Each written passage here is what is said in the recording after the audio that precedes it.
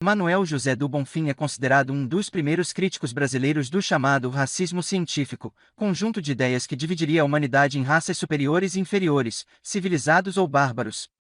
Seu livro mais lembrado, nesse sentido, é A América Latina, Males de Origem, publicado em 1905. Bonfim teria se dado conta dos equívocos do racismo científico, bem como de que seriam outros, e não a composição racial da sua população, os problemas que assolavam a sociedade brasileira, e dentre eles nenhum outro tão grave como o analfabetismo.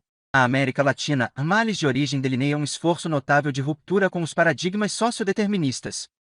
Bonfim procurou educar sua perspectiva na figuração das relações sociais, divergindo, assim, da orientação dominante entre os intelectuais da sua geração. Enquanto estes possuíam uma visão oscilante entre maior ou menor pessimismo quanto às possibilidades de futuro reservadas à sociedade brasileira em função da sua composição racial, Bonfim identificou tal visão como uma decorrência lógica da própria aplicação equivocada da categoria raça ao estudo da vida social. No campo do ensaísmo de interpretação do Brasil, além de América Latina, Males de Origem, Bonfim escreveu ainda uma trilogia sobre a nossa formação nacional, composta por O Brasil na América, caracterização da formação brasileira, O Brasil na História, deturpação das tradições, degradação política e O Brasil-nação, realidade da soberania brasileira. A maior preocupação dos artífices desse gênero narrativo era cultivar nos jovens leitores um sentimento de solidariedade nacional. Como uma jornada educativa em meio à qual os personagens, bem como os leitores, vão aprendendo sobre si próprios justamente na medida em que se explicitam os laços que os prenderiam à coletividade social mais ampla da qual fazem parte, o Brasil. Essas iniciativas pioneiras remetem, acima de tudo, ao papel social que Manuel Bonfim conferia à educação, entendendo esta não como simples aprendizado escolar, mas como a reunião de diversos recursos sociais para proporcionar ao indivíduo e aos diferentes grupos sociais o tipo de formação requerido pelas transformações mais amplas por que passava a sociedade brasileira.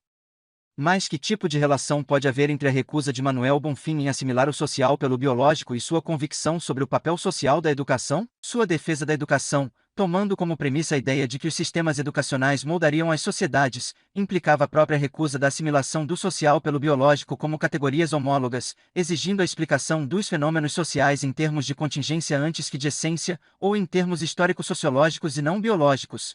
Desde a América Latina, o olhar de Manuel Bonfim esteve voltado para o passado da sociedade brasileira, compreendido, sobretudo, como o processo de colonização, sempre articulado, no entanto, a movimentos históricos mais amplos, e circunstancialmente, comparado também à colonização das Américas Hispânica e do Norte, sem deixar ainda de levar em conta aspectos da cultura e do que então se chamava de psicologia coletiva dos povos ibéricos colonizadores.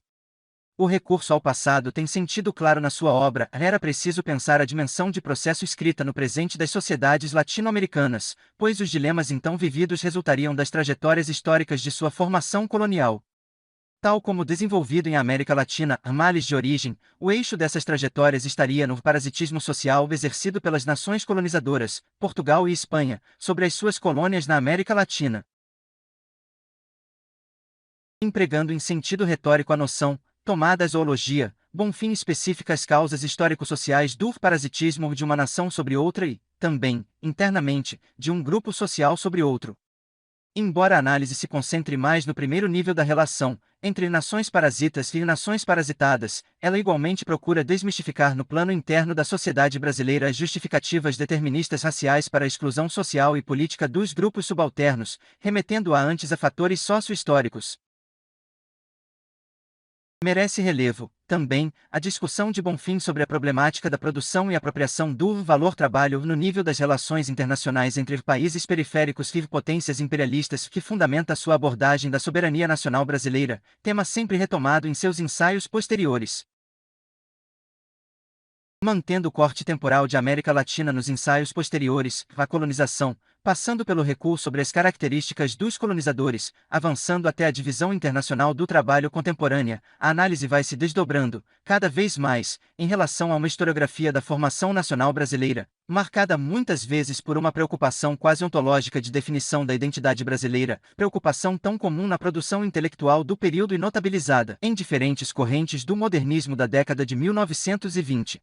Em termos substantivos, Manuel Bonfim amadureceu sua tese dos males de origem, lançada originalmente em América Latina, segundo a qual os problemas econômicos, políticos e culturais contemporâneos do Brasil e de outros países da América Latina decorreriam do próprio processo histórico de colonização e da herança cultural e institucional ibérica dos colonizadores. Herança que, no caso do Brasil, seria acentuada pelo sistema escravista sob o qual nos formamos e a monarquia bragantina que institucionalizou as relações políticas no século XIX. Nossos males de origem seriam, portanto, de natureza histórico-social, e não raciais, geográficos ou climáticos.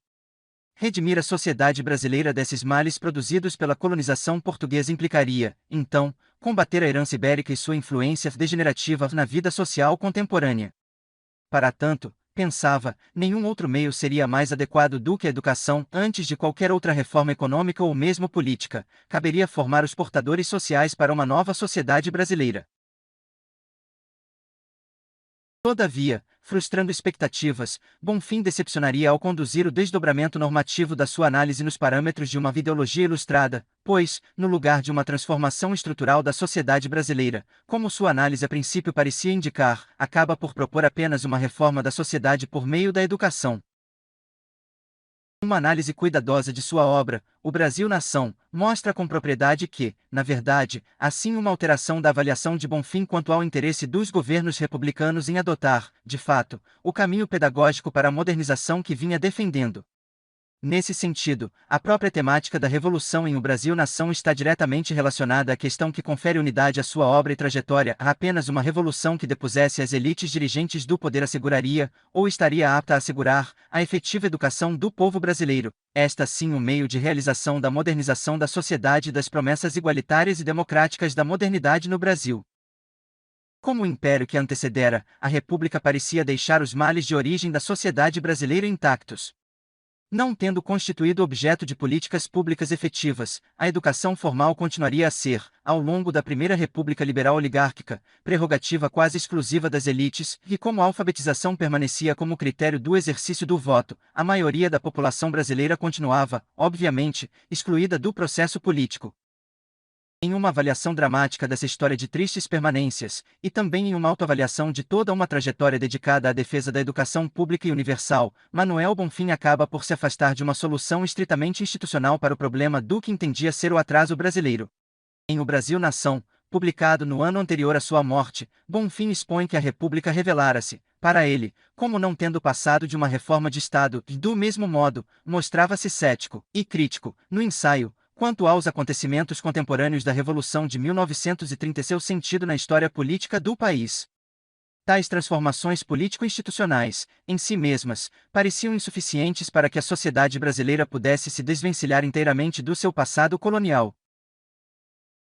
Dessas avaliações, a educação sai, no entanto, revigorada, pois jamais fora tão urgente, para Bonfim, como ao final da sua vida, a formação de portadores sociais capazes de exercer a liberdade, associar-se para a defesa dos seus direitos, também, fortalecer a comunidade política para aproximar o passado do presente, aquilo que hoje chamamos de sociedade civil.